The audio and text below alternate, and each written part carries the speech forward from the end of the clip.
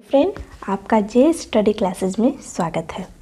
अभी तक हम पढ़ रहे थे पी ब्लॉक के तत्वों के बारे में। ठीक, इससे पहले हम क्या पढ़े थे कि ओस्टवाल्ड विधि के द्वारा हम नाइट्रिक अम्ल का निर्माण कैसे करते हैं। आज का हमारा लेक्चर 9 है।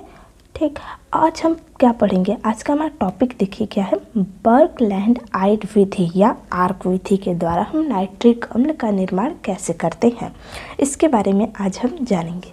ठीक, तो हम अपने टॉपिक पर आते हैं। देखिए क्या हमने यहाँ पर लिखा कि बर्कलैंड आइड की विधि में, बर्कलैंड आइड की विधि में हम क्या करते हैं, विद्युत आर्क में।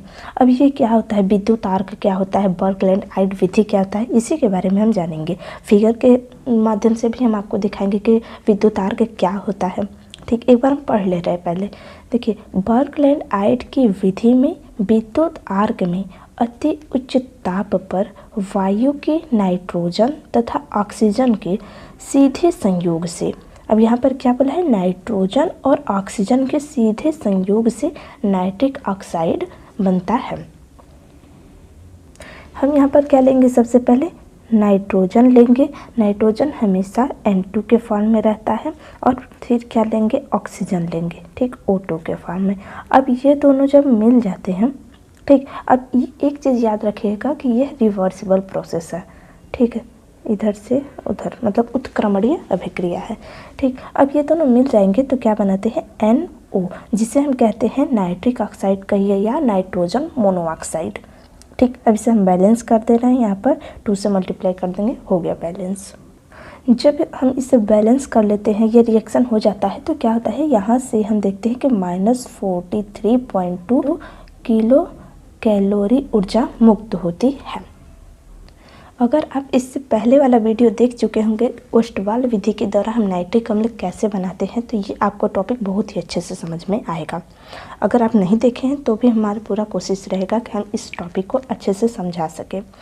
देखिए, हमने ये चीज़ लिख दिया। अब इतना चीज़ लिखने के बाद हम क्यों कह रहे हैं कि पिछला टॉपिक आप देख लीजिएगा, क्योंकि इसके बाद हम जितना भी मेथड यूज करेंगे वो सब ओस्टवाल्ड विधि में हम यूज कर चुके हैं। देखिए, हम क्या लिए हैं, सबसे पहले एक बार हम फिर से पढ़ दे रहे हैं। बर्कलैंड आइड की विधि में विद्युत आर्क में अति उच्च ताप पर वायु के नाइट्रोजन तथा ऑक्सीजन के, देखिए नाइट्रोजन और ऑक्सीजन के सीधे संयोग हुआ, संयोग मतलब जोड़े हम, फिर उससे हमें क्या मिला, नाइट्रिक ऑक्साइड बना।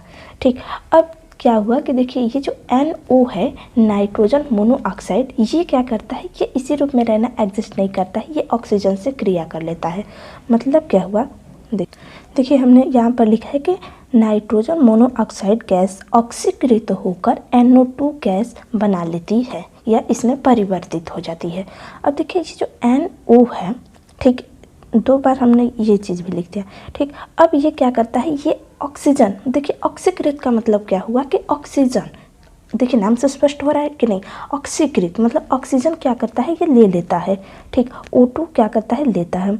अब इसके बाद क्या करता है, ये नाइट्रोजन मोनोऑक्साइड को नाइट्रोजन डाइऑक्साइड में कन्वर्ट कर देता है। अब हम इसे बैलेंस कर लेते हैं। बैलेंस करने पर हम क्या करेंगे, यहाँ पर हम हाफ से मल्टीप्लाई कर देते हैं, इससे हम 2 को हटा देते हैं पहले तो। ठीक, अब यहाँ पर हम 2 को पहले हटा दिए तो क्या हुआ, एक ऑक्सीजन यहाँ पर और इससे हम हाफ से मल्टीप्लाई कर दिए तो एक ऑक्सीजन यहाँ पर, तो मतलब 2 ऑक्सीजन हो गया। ठीक, इस तरह बन गया यहाँ पर। अब क्या होता है कि ये जो NO2 है, यह जल के साथ रिएक्शन कर जाता है। देखिए NO2 मतलब नाइट्रोजन डाइऑक्साइड जल के साथ अभिक्रिया करने पर क्या बना लेता है, देखिए NO2 नाइट्रोजन डाइऑक्साइड। ठीक, अब ये क्या कर रहा है, जल के साथ रिएक्शन कर लिया, जल मतलब H2O। अब क्या देता है, देखिए नाइट्रोजन डाइऑक्साइड H2O मतलब वाटर के साथ जब रिएक्शन करता है तब क्या बनाता है, याद रखिएगा HNO3 नाइट्रिक अम्ल और नाइट्रस HNO2 गैस बना लेता है। ठीक, अब ये जो HNO2 हमें प्राप्त हुआ है, अब ये क्या करता है, HNO2 अपने आप को तोड़ देता है। तोड़ने का मतलब क्या हुआ, देखिए HNO2 तोड़ेगा, किस किस रूप में तोड़ता है, तो देखिए सबसे ज़्यादा यह क्या बनाएगा, HNO3 बनाता है, फिर उसके बाद वाटर में परिवर्तित हो जाता है और उसके बाद NO गैस बना लेता है। ठीक, अब देखिए हम फिर से यही प्रोसेस बताएंगे। अब अगर आप इतना सीख लिए तो आगे के सभी प्रोसेस आपको बहुत ही इजी लगेगा। कैसे, देखिए हम फिर से बता रहे हैं क्योंकि ये बहुत से ज़्यादा इम्पॉर्टेंट है। देखिए बर्कलैंड विधि या आर्क विधि। बर्कलैंड विधि में विद्युतार्क में अति उच्च ताप पर वायु के नाइट्रोजन तथा ऑक्सीजन सीधे संयोग से नाइट्रिक ऑक्साइड बनाते हैं, जो कि हमने रिएक्शन के माध्यम से दिखा दिया। ठीक, अब उसके बाद क्या हुआ कि ये जो NO गैस मतलब नाइट्रिक ऑक्साइड जो प्राप्त हुआ है यह ऑक्सीकृत हो जाता है। ऑक्सीकृत होने पर नाइट्रोजन डाइऑक्साइड में परिवर्तित हो जाता है।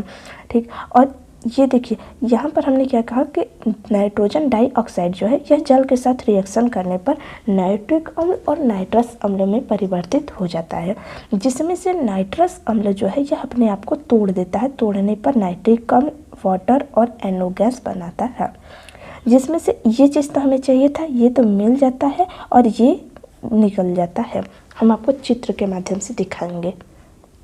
देखिए ये रहा वो फिगर, बर्कलैंड आइड। हमने यहाँ पर लिखा है कि बर्कलैंड आइड विधि द्वारा नाइट्रिक अम्ल का निर्माण।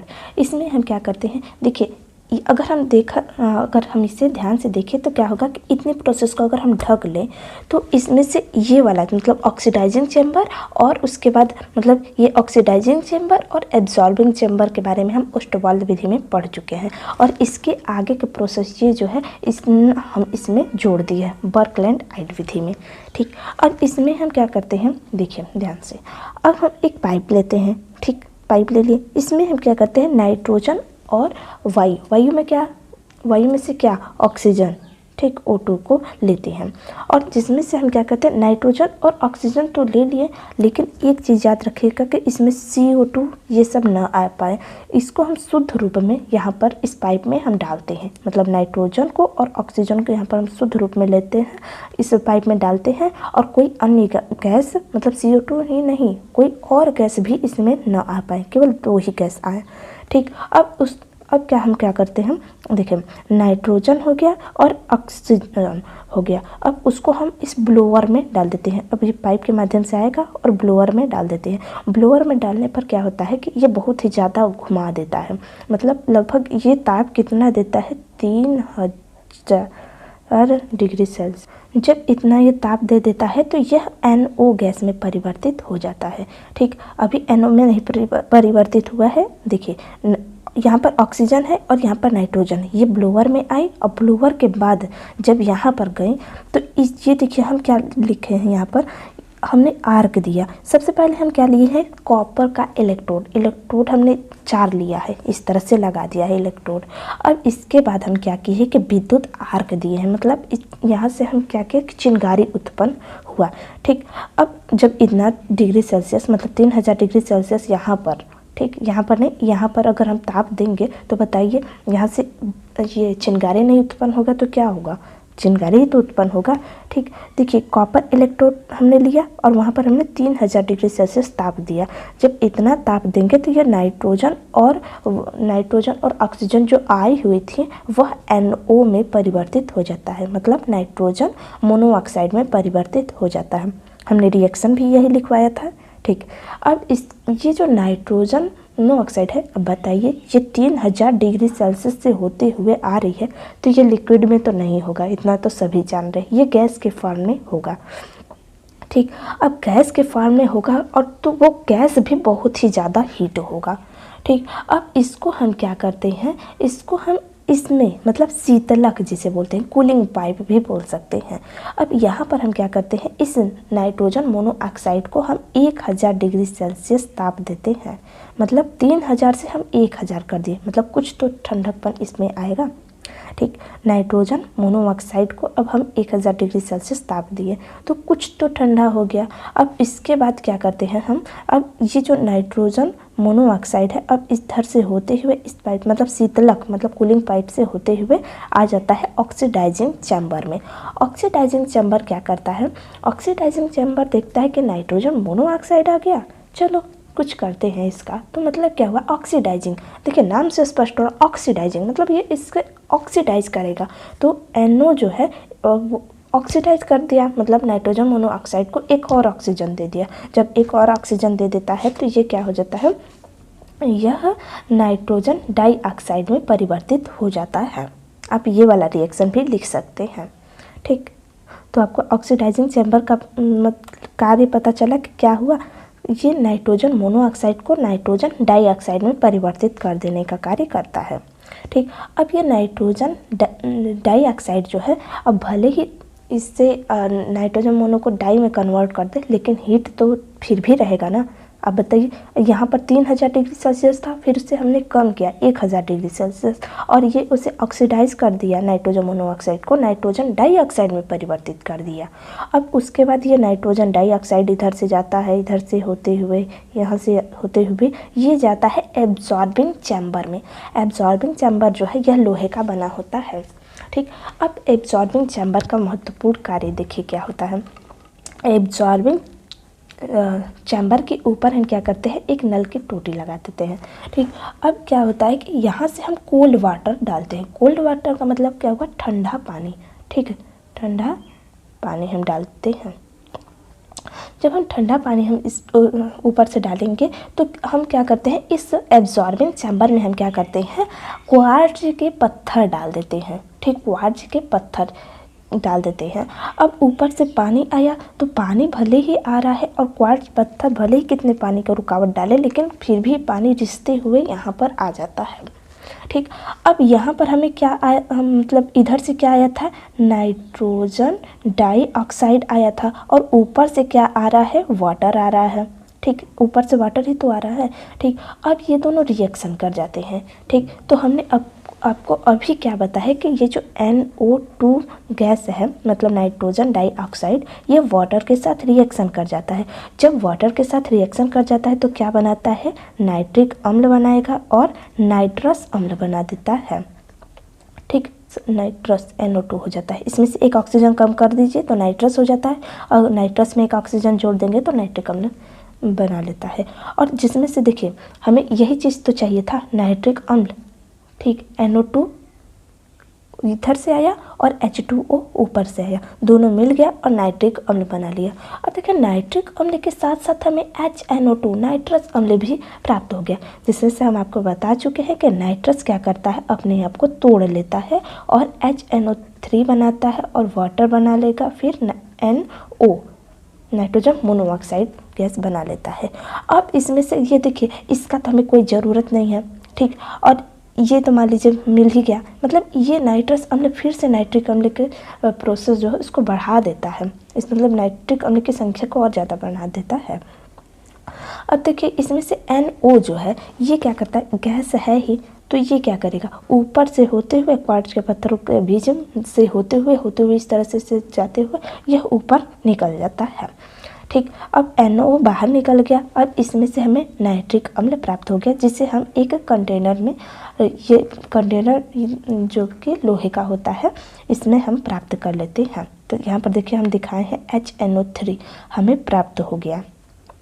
एक बार हम फिर से इस प्रोसेस को आपको बता दे रहे हैं कि हम कैसे कैसे ये सारी चीज़ें किए हम।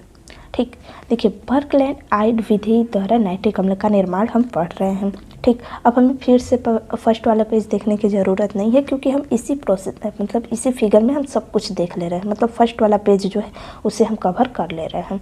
तो हम देख लेते हैं कि बर्कलैंड विधि के द्वारा, बर्कलैंड आइड विधि द्वारा नाइट्रिक अम्ल का निर्माण हम कैसे करते हैं। सबसे पहले हम क्या किए कि एक पाइप लिए, उसमें हम नाइट्रोजन और ऑक्सीजन गैस शुद्ध रूप में लिए, और इसके साथ कोई अन्य अशुद्धियाँ या अन्य गैसें ना आए, इसको हम शुद्ध रूप में लेते हैं।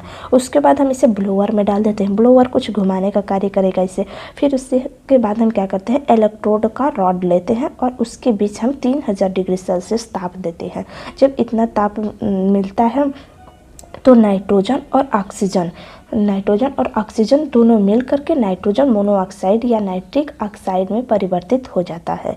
इस नाइट्रिक ऑक्साइड, ये जो नाइट्रिक ऑक्साइड गैस है बहुत ही ज़्यादा गर्म होता है। इससे हम ठंडा करने के लिए हम कूलिंग पाइप या शीतलक के द्वारा हम इसे शीतलक में डाल देते हैं, ठीक। और वहाँ पर हम देते हैं इसका ताप को 1000 डिग्री सेल्सियस ताप इसको देते हैं। उसके बाद हम नाइट्रोजन मोनोऑक्साइड को ऑक्सीडाइजिंग चैम्बर में डाल देते हैं। ये जो ऑक्सीडाइजिंग चैम्बर है यह नाइट्रोजन मोनोऑक्साइड को नाइट्रोजन डाइऑक्साइड में परिवर्तित कर देता है। अब यह नाइट्रोजन डाइऑक्साइड जो है पाइप के माध्यम से होते हुए एब्जॉर्बिंग चैम्बर में चला जाता है। एब्जॉर्बिंग चैम्बर में ऊपर से कोल्ड वाटर प्रवाहित होता है जो क्वार्ट्ज के पत्थरों से होते हुए नाइट्रोजन डाइऑक्साइड के पास चला आता है, और ये नाइट्रोजन डाइऑक्साइड और H2O दोनों रिएक्शन आपस में करते हैं तो नाइट्रिक अम्ल और नाइट्रस अम्ल में परिवर्तित हो जाते हैं, जिसमें से नाइट्रस अम्ल वाटर और नाइट्रोजन मोनोऑक्साइड और नाइट्रिक अम्ल में परिवर्तित हो जाता है, और इसमें से nitrogen monoxide gas absorbing chamber से ऊपर मतलब बाहर की तरफ निकाल दिया जाता है और हमें HNO3 नाइट्रिक अम्ल मिल जाता है या प्राप्त हो जाता है, ठीक। अब हम देख लेते हैं, देखिए आज का हमारा सबसे इम्पोर्टेंट टॉपिक ये भी है। देखिए अब हम देख लेते हैं क्या कॉन्सनट्रेट HNO3 और डाइल्यूट HNO3, ठीक। अब कॉन्सनट्रेट का मतलब क्या हुआ, सांद्र, ठीक है, सांद्र HNO3, और डाइल्यूट का मतलब क्या हुआ, तनु HNO3। देखिए सबसे पहले हम क्या बताना चाह रहे हैं, अगर हम डाइल्यूट मतलब डाइल्यूट HNO3, ठीक है, डाइल्यूट HNO3 है, इसको हम क्या करें, देखिए वाटर के प्रेजेंट में, ठीक, वाटर के प्रेजेंट में कम दाब पर, ठीक है, देखिए प्रेशर इसमें हमेशा कम कीजिएगा क्योंकि टेम्परेचर हाई किए हुए हैं इस समय, ठीक, कम दाब पर आसवन करें, ठीक, आसवन का डिस्टिलेशन कहते हैं इसे इंग्लिश में, ठीक, आसवन मतलब क्या हो, हम बोल रहे हैं कि देखिए डाइल्यूट HNO3 का हम वाटर के प्रेजेंट में कम दाब पर आसवन करें तो हमें नाइट्रिक अम्ल तो प्राप्त होगा ही, HNO3 प्राप्त होगा, लेकिन कितना परसेंटेज में अगर देखा जाए तो केवल 68% प्राप्त होता है, ठीक। अब ये जो नाइट्रिक अम्ल प्राप्त हुआ है, अब इसे हम क्या कर रहे हैं कि इसे हम सांद्र मतलब कॉन्सनट्रेट H2SO4 के साथ हम गर्म कर रहे हैं, ठीक। अब इसके प्रेजेंट में हम कर रहे हैं, यहाँ पर हम वाटर के प्रेजेंट में किए तो हमें 68% HNO3 प्राप्त हुआ, लेकिन हम यहाँ पर क्या कर रहे हैं, कॉन्सनट्रेट H2SO4 के साथ हम गर्म कर रहे हैं, लेकिन क्या कम दाब पर आसवन कर रहे हैं, ठीक, कम दाब पर आसवन। अब क्या होता है इसमें, जब हम इस प्रोसेस से गुजरते हैं तो हमें लगभग 98% HNO3 प्राप्त हो जाता है, ठीक। देखिए हम फिर से आपको बताएंगे कि डाइल्यूट HNO3 मतलब नाइट्रिक अम्ल जो है वाटर के प्रेजेंट में कम दाब पर आसवन कराते हैं तो हमें 68% HNO3 नाइट्रिक अम्ल प्राप्त होता है, और इसी 68 HNO3 को हम कॉन्सनट्रेट H2SO4 मतलब सल्फ्यूरिक अम्ल के साथ कम दाब पर आसवन कराते हैं तो हमें 98% HNO3 प्राप्त होता है, ठीक।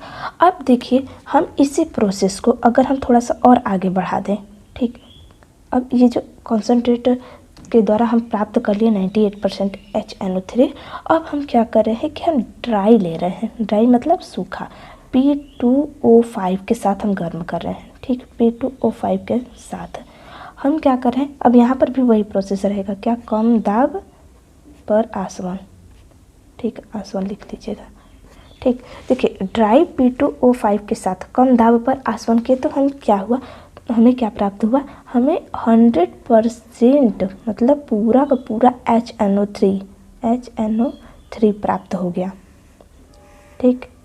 ये प्रोसेस याद रखिएगा, बहुत इजी भी है, वो याद करने में भी सिंपल है। देखिए हम सबसे पहले क्या लिए, डाइल्यूट HNO3, डाइल्यूट नाइट्रिक अम्ल को हम क्या किया, वाटर के प्रेजेंट में कम दाब पर आसवन किए तो हमें 68% HNO3 प्राप्त हुआ, और इसी प्रोसेस को हम कॉन्सनट्रेट H2SO4 के साथ कम दाब पर आसवन कराए तो हमें 98% नाइट्रिक अम्ल प्राप्त हुआ, जिसमें से हम ड्राई P2O5 के प्रेजेंट में कम दाब पर आसवन करते हैं तो हमें 100% नाइट्रिक अम्ल प्राप्त हो जाता है। अब हम देख लेते हैं कि भौतिक गुण रासायनिक गुण क्या होता है नाइट्रिक अम्ल का, देखिए नेक्स्ट हेडिंग है हमारा नाइट्रिक अम्ल का भौतिक तथा रासायनिक गुण, जिसमें से हम फर्स्ट हेडिंग बनाए हैं नाइट्रिक अम्ल का भौतिक गुण।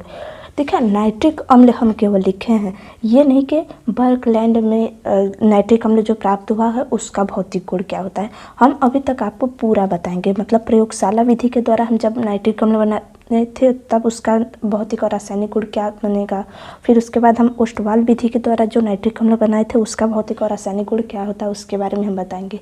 और आज हम जो बताए हैं आपको बर्कलैंड आइट विधि के द्वारा हम नाइट्रिक अम्ल का निर्माण कैसे करते हैं, उसका भौतिक और रासायनिक गुण तीनों का सेम होता है, लेकिन अंतर क्या है कि किसी का हम उपयोग ज़्यादा करते हैं, किसी का कम। जैसे प्रयोगशाला विधि के द्वारा नाइट्रिक अम्ल जो बनाए थे उसका कम प्रयोग किया जाता है, लेकिन ओस्टवाल विधि जो है उसके द्वारा हम नाइट्रिक अम्ल जो बनाते हैं उसका प्रयोग हम ज़्यादा करते हैं। और आज हम जो पढ़े हैं बर्कलैंड आइट विधि के द्वारा हम नाइट्रिक अम्ल कैसे बनाते हैं, तो इसका भी उपयोग, मतलब ये सारी प्रोसेस के द्वारा, इन सभी प्रोसेस के द्वारा हम नाइट्रिक अम्ल कैसे बनाते हैं इसका भी उपयोग कम किया जाता है। ज़्यादातर उपयोग किया जाता है ओस्टवाल विधि का। सबसे पहले हम देख लेते हैं इसके भौतिक गुण में कि इसका फार्मूला क्या होता है। तो इसका फार्मूला क्या हो जाएगा HNO3। ठीक, अब इसका अगर हम रंग देखें कि इसका रंग कैसा होता है, तो ये जो है यह रंगहीन होता है, मतलब इसका कोई भी रंग नहीं होता है। अगर गंध देखा जाए कि मतलब इसमें किसी तरह का गंध आ रहा हो तो भी इसमें किसी भी प्रकार का गंध नहीं आता, मतलब यह गंधहीन होता है, मतलब यह रंगहीन होता है, गंधहीन होता है। और यह जो नाइट्रिक अम्ल है जल में पूर्ण रूप से विलीय होता है। देखिए फर्स्ट पॉइंट हमारा ये हो जाएगा क्या, इसका फार्मूला ये होता है। इस दूसरा ये कि इसका रंग ये होता है, मतलब रंगहीन होता है, गंधहीन होता है। ठीक, अब इसी के साथ हम इसका घनत्व बता दे रहे हैं। ठीक, घनत्व इसका कितना होता है, तो घनत्व होता है 1.51। ठीक, इसका घनत्व होता है। और इसके साथ हम बता दे रहे हैं कि ये जो नाइट्रिक अम्ल है, मतलब नाइट्रिक अम्ल जल में, नाइट्रिक अम्ल जल में पूर्ण विलीय होता है, विलीय होता है, इसलिए यह जलीय विलयन में, जलीय विलयन में प्रबल अम्ल की तरह, प्रबल अम्ल की तरह व्यवहार करता है। ठीक, देखिए बहुत ही इजी है याद रखना, ये नहीं कि बहुत डिफ़िकल्ट हमने कोई पॉइंट लिखवा दिया। सबसे पहले हम क्या लिखेंगे, इसका फार्मूला ये होता है, इसका रंग रंगहीन होता है, गंधहीन होता है, घनत्व 1.51 होता है। और इसके बाद ये चीज़ याद रखिएगा कि नाइट्रिक अम्ल जो है जल में पूर्ण विलीय होता है, इसलिए यह जलीय विलयन में प्रबल अम्ल की तरह व्यवहार करता है। ठीक, एक पॉइंट और याद रखिएगा कि अगर नाइट्रिक अम्ल जो है अगर त्वचा पर किसी तरह पड़ गया ना तो एकदम जला देता है। ठीक, नाइट्रिक अम्ल का, इसीलिए ये सभी प्रोसेस, इन सभी प्रोसेस को जब हम करते हैं तो बहुत ही ध्यानपूर्वक करते हैं। ठीक, इसका हम संरचना अब देख लेते हैं। संरचना हमने नहीं बताया आपको। देखिए यह हम जो फिगर बनाने जा रहे हैं ये NCERT में भी दिया है। ठीक, देखिए N है, यह HNO3, देखिए फार्मूला क्या है HNO3, मतलब 3 ऑक्सीजन इस नाइट्रोजन के साथ जुड़ेंगे। ठीक, तो हमने ये चीज़ दिखा दिया इस तरह से। ठीक, अब देखिए इसमें से क्या हो जाएगा, एक ऑक्सीजन यहाँ पर, एक ऑक्सीजन यहाँ पर, एक ऑक्सीजन यहाँ पर, और इसमें एक हाइड्रोजन है। अब इसमें से हम किसी पर भी एक हाइड्रोजन दिखा सकते हैं, तो हम मान लीजिए यहाँ पर दिखा दिए एक हाइड्रोजन यहाँ पर। अब यहाँ पर याद रखने वाला पॉइंट क्या है, फिगर आपको याद हो गया होगा। अब एक चीज़ याद रखिएगा, इसका कोड, मतलब इन सब के बीच में कितना का कोड आता है, तो इसका कोड मतलब एंगल कितना है 130 डिग्री। ठीक, अब इसके बीच का ये लंबाई क्या होता है ये याद करने की कोई ज़रूरत नहीं है। इसकी संरचना देखा जाए तो ये समतलीय होता है, समतलीय। ठीक, प्लेनर। अब हम देख लेते हैं नाइट्रिक अम्ल का रासायनिक गुण क्या होता है। देखिए हमने भौतिक गुण देख लिया, इतना ही बहुत ही ज़्यादा हम ठीक, अब आप रासायनिक गुण आप जितना ज़्यादा कर सकते हैं, जितना ज़्यादा रिएक्शन कर सकते हैं कर लीजिए। ठीक, भौतिक गुण तो हम कह सकते हैं कि इतना ही इनफ है, लेकिन रासायनिक गुण हम नहीं कर सकते कि इतना ही इनफ है। मतलब हम जितना बता रहे हैं वो तो इनफ है, लेकिन इसके साथ और ज़्यादा पढ़िए। ठीक, देखिए इसमें से फर्स्ट पॉइंट बनेगा हमारा नाइट्रिक अम्ल का रासायनिक गुण, तो ये हमारा हेडिंग रहा। इसमें से फर्स्ट पॉइंट है डाइल्यूट नाइट्रिक एसिड का कॉपर के साथ रिएक्शन। ठीक, ये बहुत ज़्यादा इंपॉर्टेंट है। हम लिए हैं कॉपर, अब उसके साथ हम क्या लेंगे, डाइल्यूट नाइट्रिक एसिड। मतलब डाइल्यूट का मतलब क्या हुआ, तनु, नाइट्रिक हम डायरेक्ट फार्मूला लिख रहे हैं। ठीक, HNO3। ठीक, HNO3। अब इसके साथ हम क्या करेंगे, इसका रिएक्शन करेंगे।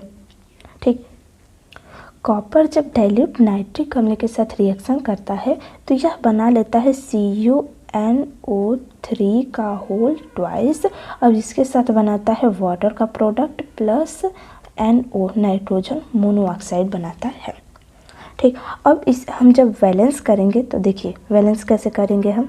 देखिए वैलेंस हम कैसे करते हैं, कॉपर की संख्या एक है। ठीक, हाइड्रोजन एक है, यहाँ पर 2 है, और नाइट्रोजन यहाँ पर एक है, यहाँ पर 2, 1 3 है। ऑक्सीजन यहाँ पर 3 है, यहाँ पर कितना है, 3 दूनी के 6 यहाँ पर है ऑक्सीजन, और 6 1 7 और 1 8, मतलब 8 ऑक्सीजन यहाँ पर है। तो हम 8 से यहाँ पर मल्टीप्लाई कर दिए। ठीक, जब हम 8 से मल्टीप्लाई किए तब देखिए यहाँ पर नाइट्रोजन कितना हो गया, 8, और यहाँ पर कितना है, 3, 2 यहाँ पर है, 1 यहाँ पर, 3 हो गया। ठीक, अगर मान लीजिए हम यहाँ पर 3 से मल्टीप्लाई कर दें और यहाँ पर 2 से मल्टीप्लाई कर दें तो 2 यहाँ पर हो गया, और फिर देखिए 3 दूनी की 6 और 2 8 हो गया। ठीक, बैलेंस हो गया। फिर उसके बाद ऑक्सीजन भी बैलेंस हो गया। हाइड्रोजन कितने हैं यहाँ पर, 2, यहाँ पर कितना है, 8, मतलब यहाँ पर हमें 4 से मल्टीप्लाई करना होगा। ठीक, अब इसके बाद यहाँ पर कॉपर की संख्या 3 हो गई, यहाँ पर 1 है, मतलब यहाँ पर 3 से मल्टीप्लाई कर दिया, हो गया बैलेंस। अब हम नेक्स्ट रिएक्शन देखते हैं। देखिए नेक्स्ट रिएक्शन हमारा क्या रहेगा, नेक्स्ट रिएक्शन है हमारा कॉन्सनट्रेट HNO3 का कॉपर के साथ रिएक्शन। ठीक, हम यहाँ पर डाइल्यूट नाइट्रिक एसिड और कॉन्सनट्रेट नाइट्रिक एसिड एक साथ क्यों लिए हैं, क्योंकि इन दोनों में हमेशा कन्फ्यूज़न रहता है। ठीक, कॉपर के साथ दोनों ही रिएक्शन कर रहे हैं, तो देखिए ये भी वही प्रोसेस है। अब यहाँ पर कॉन्सनट्रेट हो जाएगा HNO3। ठीक, अब ये रिएक्शन करता है तो देखिए क्या बनेगा। अब जब कॉन्सनट्रेट HNO3 रहता है तो ये Cu जो है यह बना लेता है NO3 तो बनाएगा ही, लेकिन इसके साथ यहाँ पर देखिए 2 के फॉर्म में था, ये तो बनाएगा ही। ठीक, अब इसके साथ ये वाटर भी बनाता है, लेकिन अब यहाँ पर देखिए डाइल्यूट में NO बनाया था, लेकिन कॉन्सनट्रेट में NO2 बनाता है। ठीक, मतलब डाइल्यूट में क्या बनाया था, नाइट्रोजन मोनोऑक्साइड या नाइट्रिक ऑक्साइड, और कॉन्सनट्रेट में क्या बनाता है, कॉन्सनट्रेट में नाइट्रोजन डाइऑक्साइड बनाता है। अब हम इस रिएक्शन को बैलेंस कर दे रहे हैं। देखिए बैलेंस कैसे करते हैं, सबसे पहले हम कॉपर देख लेते हैं, 1 है, हाइड्रोजन यहाँ पर 2 है, यहाँ पर 1 नाइट्रोजन, यहाँ पर 2 1 3 है, और यहाँ पर ऑक्सीजन 3 है, यहाँ पर ऑक्सीजन 3 दूनी की 6 7 8 9, मतलब यहाँ पर ऑक्सीजन की संख्या 9 है। तो हम यहाँ पर क्या करें, 9 से मल्टीप्लाई कर दिए। ठीक, जब हम यहाँ पर देख रहे हैं कि ऑक्सीजन की संख्या को बैलेंस कर रहे हैं, तब नाइट्रोजन की संख्या देख लेते हैं। अब यहाँ पर 9 नाइट्रोजन हो गया, तो यहाँ पर 3 है, तो यहाँ पर हम क्या कर रहे हैं, 4 से मल्टीप्लाई कर दे रहे हैं, मतलब 4 दूनी के 8 नाइट्रोजन यहाँ पर हो गया, 1 यहाँ पर 9 हो गया, और यहाँ पर 4 हम मल्टीप्लाई कर दे रहे हैं कॉपर के साथ। ठीक, अब देख लेते हैं हाइड्रोजन कितने हैं, यहाँ पर हाइड्रोजन यहाँ पर 9 है, यहाँ पर 2 है, तो हम यहाँ पर कह रहे हैं 9/2 से मल्टीप्लाई कर दे रहे हैं। 9/2 का मतलब क्या हुआ, देखिए 9 दूनी के 18 हो जाएगा, 18/2 करेंगे तो 9 आ जाएगा। ठीक, ये बैलेंस ही कुछ इधर उधर हो गया, शायद ऑक्सीजन की संख्या यहाँ पर पूरा नहीं हो पाएगा। ठीक, एक बार आप इसे देख लीजिएगा, क्योंकि हमें पूरा विश्वास है, क्योंकि ऑक्सीजन बैलेंस यहाँ पर नहीं है। आप बैलेंस अच्छे से कर लीजिएगा, क्योंकि इसमें थोड़ा समय लगता है, इसलिए हम यहाँ पर बैलेंस को काट दे रहे हैं। ठीक, बैलेंस आप कर लीजिएगा, इसमें समय थोड़ा लगेगा। ठीक, ध्यान से कर लीजिएगा और जितना आएगा आप हमें कमेंट बॉक्स में बताइएगा। अब हम नेक्स्ट के साथ देख लेते हैं क्योंकि बहुत ज़्यादा रिएक्शन कराना है अभी। ठीक, थर्ड हम देख लेते हैं। अभी तक हम आपको जितना भी बता रहे हैं और आगे जितना भी बताएंगे नाइट्रिक अम्ल का रासायनिक गुण में, अब इसमें से 4 या 5 रिएक्शन भी पेपर में लिख देते हैं तो बहुत ही ज़्यादा है। ठीक, देखिए टीन की HNO3 के साथ रिएक्शन, टीन को हम किससे डिनोट करते हैं, SN के साथ। ठीक, SN का हम क्या किसके साथ रिएक्शन करा रहे हैं, HNO3, ये कॉन्सनट्रेट है। ठीक, कॉन्सनट्रेट HNO3 के साथ हम रिएक्शन करा रहे हैं। तो कॉन्सनट्रेट HNO3 के साथ ये जब रिएक्शन करता है तो आपको पता चल ही गया होगा कि कॉन्सनट्रेट में NO2 बनेगा और इसके साथ वाटर बनेगा। ठीक, अब ये मिलकर क्या बनाएगा, तो याद रखिएगा कि H2SNO3, इससे बोलते हैं मेटास्टैनिक अम्ल। ठीक, मेटास्टैनिक अम्ल।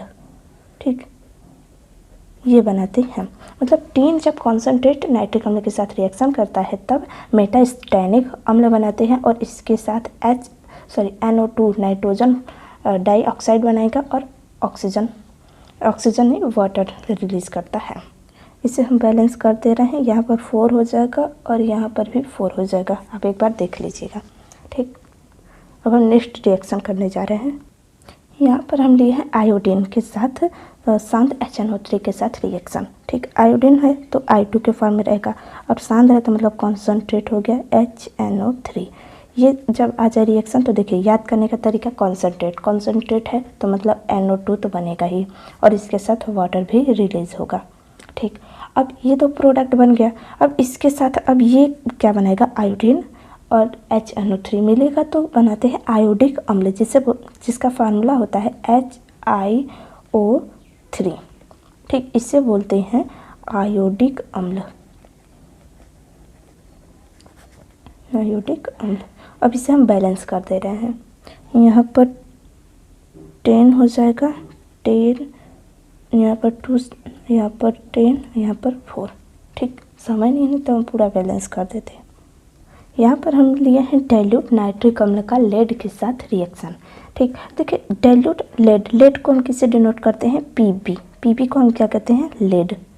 ठीक, अब ये जो है ये क्या करता है, रिएक्शन करता है HNO3 के साथ नाइट्रिक अम्ल के साथ, लेकिन ये किस फॉर्म में रहता है, डाइल्यूट फॉर्म में रहता है। ठीक, अब देखिए यहाँ पर आया डाइल्यूट आएगा तो हम क्या सबसे पहले बनाएंगे, नाइट्रोजन मोनोऑक्साइड और इसके साथ हम वाटर को रिलीज कर देंगे। ठीक, अब ये क्या बनाएगा, अब ये बना लेता है पीबी डाइल्यूट HNO3 के साथ रिएक्शन करने में PbNO3 का होल ट्वाइस। ठीक, ये रिएक्शन एकदम कॉपर की तरह ही हुआ, हम इसे बैलेंस कर दे रहे हैं। ठीक, यहाँ पर हम 3 से मल्टीप्लाई कर देंगे और इसमें हम 8 से मल्टीप्लाई कर देते हैं और यहाँ पर 3 से, फिर यहाँ पर 2 से, यहाँ पर प्लस लगा दीजिएगा, फिर उसके बाद यहाँ पर 4 से। अब हम नेक्स्ट रिएक्शन देखने जा रहे हैं जिंक के साथ। ठीक, 6 नंबर पे आएगा हमारा जिंक के साथ रिएक्शन होगा HNO3 का, हम डायरेक्ट लिख दे रहे हैं साथ HNO3 का रिएक्शन। ठीक, शॉर्ट फॉर्म। अब यहाँ पर डाइल्यूट या कॉन्सनट्रेट न दिया हो तब क्या बनाएगा, तब देखिए क्या बनाता है, जिंक हो गया, जिंक रहेगा। अब HNO3, अब इसमें डाइल्यूट और कॉन्सनट्रेट नहीं दिया है तब क्या बनाएगा, देखिए ये जिंक जो है ये बना लेता है ZnNO3 का होल ट्वाइस और इसके साथ क्या बनाता है, यह जो NO या NO2 बनाता था अब इसके बदले बनाता है N2O प्लस H2O, ये बनाएगा। लेकिन अब इसमें याद रखने वाला बात क्या है कि यहाँ पर नाइट्रॉन ऑक्साइड बनाता है N2O। ठीक, इसे हम कहते हैं नाइट्रॉन ऑक्साइड। ठीक, इसे हम बैलेंस कर दे रहे हैं, यहाँ पर 4 से मल्टीप्लाई कर देंगे, यहाँ पर 10 से मल्टीप्लाई कर देंगे, यहाँ पर भी 4 से मल्टीप्लाई कर देंगे और यहाँ पर 5 से। ठीक, अब हम देख लेते हैं नेक्स्ट रिएक्शन। अब यहाँ पर हम ले रहे हैं फास्फोरस की रिएक्शन हम कॉन्सनट्रेट HNO3 के साथ। कराने जा रहे हैं। ठीक, अब यहाँ पर देखिए हम फास्फोरस लिए हैं। आपको लगेगा फास्फोरस का मतलब केवल पी, हम यहाँ पर वाइट फास्फोरस लिए हैं। अब ये फास्फोरस के बारे में ही अब हम नेक्स्ट वीडियो में आपको बताएंगे कि फास्फोरस क्या होता है, इसकी संरचना क्या होती है, इन्हीं सब के बारे में अब हम पढ़ेंगे। नाइट्रोजन के बारे में हम जितना ज़्यादा हो सके उसके बारे में हम आपको बता चुके हैं। ठीक, अब देखिए ये हम P4 का मतलब क्या हुआ, वाइट फास्फोरस के साथ हम रिएक्शन करा रहे हैं कॉन्सेंट्रेट HNO3। ठीक, ये जब आपस में रिएक्शन करते हैं, अब देखिए कॉन्सेंट्रेट आया है तो पहले दीदी ये निकाल दो HNO2 फिर H2O, इसे तो निकाल ही दो। अब उसके बाद याद रखना कि ये जो P है इसके बारे में तो हम नेक्स्ट वीडियो में बताएंगे ही, लेकिन याद रखिएगा कि कॉन्सेंट्रेट के साथ रिएक्शन करता है तो H3PO4 बनाता है फास्फोरिक अम्ल। इसका हम वैलेंसी कर दे रहे हैं, यहाँ पर 5 से मल्टीप्लाई कर दीजिए, यहाँ पर प्लस रहेगा और इससे भी 5 से मल्टीप्लाई कर दीजिए, हो गया रिएक्शन।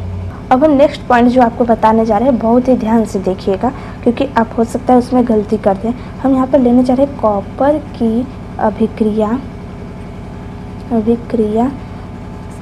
गर्म व सांद्र मतलब कॉन्सेंट्रेट HNO3 के साथ।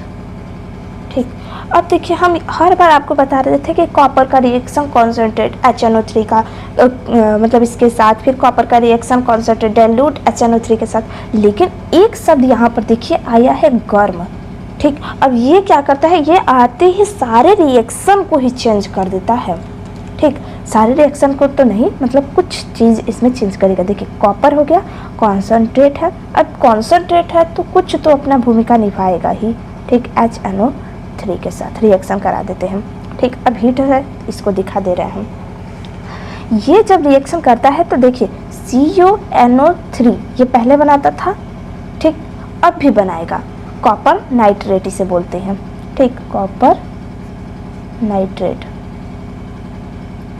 अब ये तो बनाएगा ही, अब इसके साथ वाटर भी निकालेगा। लेकिन कॉन्सेंट्रेट आता था तो क्या बनाते थे हम लोग, NO2। लेकिन एक चीज़ यहीं पर वो पॉइंट है जिसे याद रखना है, क्या यहाँ पर NO2 ना निकाल कर केवल N2 निकालता है, मतलब केवल नाइट्रोजन निकालता है। ठीक, गर्म का मतलब समझ में आया कि रिएक्शन कोई जो हम लोग बार बार सबसे पहले यही चीज़ कर रहे थे, क्या NO2 निकाल दे रहे थे, कॉन्सेंट्रेट देखते थे और डाइल्यूट देखते थे तो NO गैस और वाटर निकालते थे। ठीक, अब हम नेक्स्ट रिएक्शन देख लेते हैं। 9 नंबर का हमारा ये रिएक्शन रहेगा H2S के साथ रिएक्शन। ठीक, रिएक्शन किसके साथ, कॉन्सेंट्रेट HNO3। ठीक, अब देखिए क्या होता है इसमें रिएक्शन। अब H2S आया है तो इसका तो कुछ इज्जत करना पड़ेगा ही, कॉन्सेंट्रेट आया, फिर HNO3 यहाँ पर आ गया। अब ये रिएक्शन करते हैं, रिएक्शन करने पर क्या देंगे, देखिए एस जो है ना ये बहुत ही शातिर दिमाग का होता है। बस ये देखा नहीं कि इसे समझो कॉन्सेंट्रेट HNO3 देखा नहीं कि ये सोचता है कि बस हम जल्दी से सल्फ्यूरिक अम्ल में परिवर्तित हो जाएं, मतलब ये फटाक से H2SO4 बनाना चाहता है।